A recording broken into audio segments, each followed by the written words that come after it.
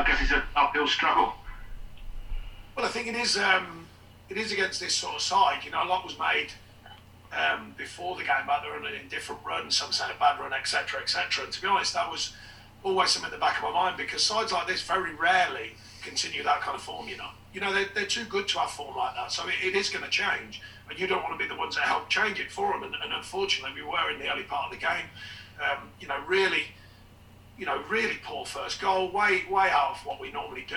And then the second goal equally, we're in attacking phase and get done on a counter from a long ball and don't deal with it, and then they're two up. And really, when teams, my point is it calms them down. Any weirdness that they might feel about playing Burnley or the noise around the club, once they get a foul, it immediately calms it down. Whereas when you keep them games tight, you don't give them a lot. As the game goes on, sometimes even these sides who are very good, they sometimes find themselves just a bit nervy. We never got anywhere near to getting them to that stage, and that would have been a weapon today to get them to that nervous stage, but we never got near to that. And of course, I guess there are other, players that, not your Bales, not your Kanes, who even though they were given a bit of time and space, wouldn't have been so deadly with the finish. So, that's something I suppose that you can take. There was good players, great players out there. That's a reality of the market we're in. When you put the amount of finance these clubs do into their players, and some developers they do with Harry Kane, who's a top player, it is difficult at times on days like today because usually you're buying the clinical moments. That's what they invest in these players for. You're buying the big moments and how these players take them. We have to develop that over time, and our players have to keep reminding ourselves about how important the detail is, particularly in the front third, in an attacking framework of the side, and of course the defensive side. And we defend well normally, not so much today, but the attacking phase is very difficult at times against these sort of sides. And the top sides have players who can open you up, and they did today. They were very clinical, as they were here last year in a different way. But, it wasn't like peppering the goal, but just being very, very clinical when the chance came. They finished them. We had 2 or 3 really good chances in the first half even and didn't even get a real meaningful effort, whereas they took theirs straight away. And plenty to talk about if you do happen to bump into Jose in central London tomorrow. I don't know why I'd be in central London. You know something I don't know? Is there lots of things open or something? Unless I'm going mad, I don't think there's that much open. So daft question. Well, you said it, not me.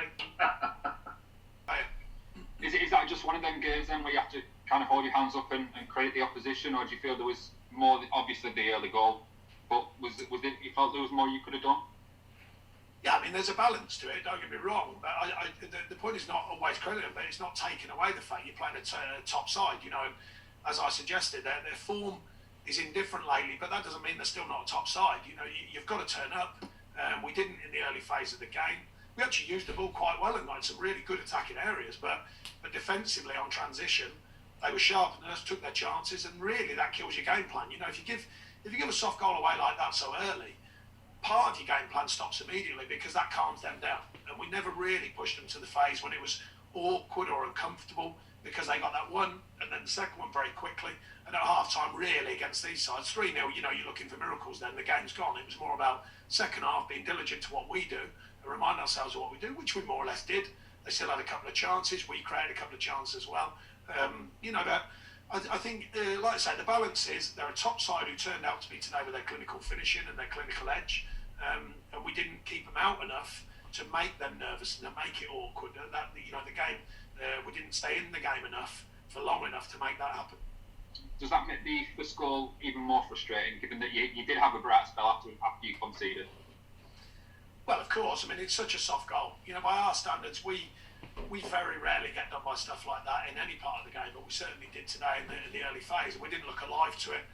It looked like that kind of thing took us almost off guard for some reason. We didn't respond to it. Our line was all wrong.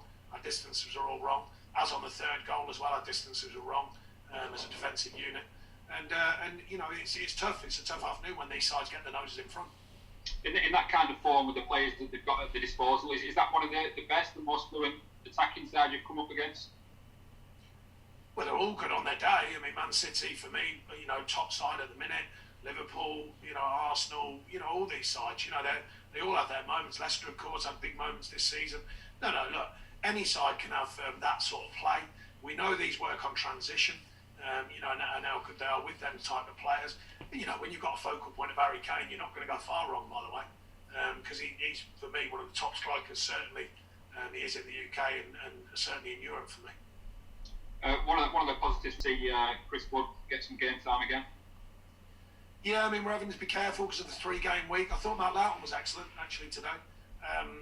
Young Rico getting on for his first little feel of what it is in first team life on the pitch, and some of the challenges about with injuries, it has opened up these moments for these young players, and they're moments they'll remember forever, and we want them to build on them, of course. But even in a game like today, he'll remember that getting on, so that's good for him. Yeah, I guess you'll take anybody as you can at the minute, but to get your leading scorer back when you, like say, games are coming thick and fast, it's definitely a positive, isn't it? Yeah, definitely, and Dale Stevens is back today as well. I'm not sure we'll have anyone back quite for the next couple of days. We'll have to wait and see tomorrow when I get more news from the physios. Thanks, Sean. Do you envisage Woody, obviously you're managing his minutes a little bit given he's been out for a month, envisage him being in a position to start the game fitness-wise if selected for Wednesday night? We'd hope so. I mean, there's no reaction, I don't think, from today. I've spoken many times about it.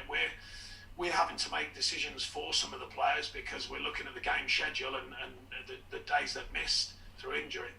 So that was a tougher decision, but you get another couple of days training under his belt, and hopefully he'll be injury free and certainly available for selection.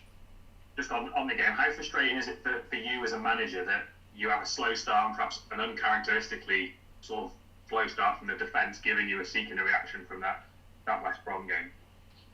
Yeah, it's nothing to do with the reaction. I don't think you're playing a different animal. With all due respect to West Brom, these are a different animal, So no, you're not looking for reaction in 2 minutes. Trust me, you're not looking for that reaction. You're looking for a reaction to last the whole game. It's not helpful when you lose focus so early in the game, and especially against sides like this. Last year, I think you came here and you obviously lost 5-0, and you responded with that with back-to-back wins, I think. So how crucial now is it that you can sort of put this game to one side and go again on Wednesday against Leicester and next weekend against Arsenal? Well, actually, it was a different kind of game, but still clinical. Last season the first half an hour they were electric and they scored and they were clinical, as you like, and sort of similar, not so electric today, but they were similar in the sense. In the early part of the game, if you do the chance count, there weren't that many golden chances, and yet they're 3-0 up, and that's sometimes the gap between ourselves and these top sides, when they get in the front third and they do take their chances. There's a lot to come after this game. We know that these challenges can get away from you. On the other hand, we've won at Arsenal, we've won at Liverpool, so they can come your way. But some days, like I say, it's finding the balance between your performance, but credit to the opposition, and they took their chance. They're very good on transition, and they look like a side who were coming out of a tough spell because we helped them a little bit, but they're still a good side. Whatever way you look at it, these are still a top side for me. You touched on young Lewis Richardson now, obviously coming on for his debut. How impressed with him have you been in training with you guys and for the under-23s, and how sort of bright a future do you think he has? Well, it's too early. Yeah, he's been quiet actually until the last few weeks when he's popped up again. He's been with the first team on and off over the last little period, but Steve Stone said he's been doing well. He's been working hard and sort of doing all the details that are important as he matures. But it's good for him, to get on the football pitch without a shadow of a doubt. Thanks, Sean.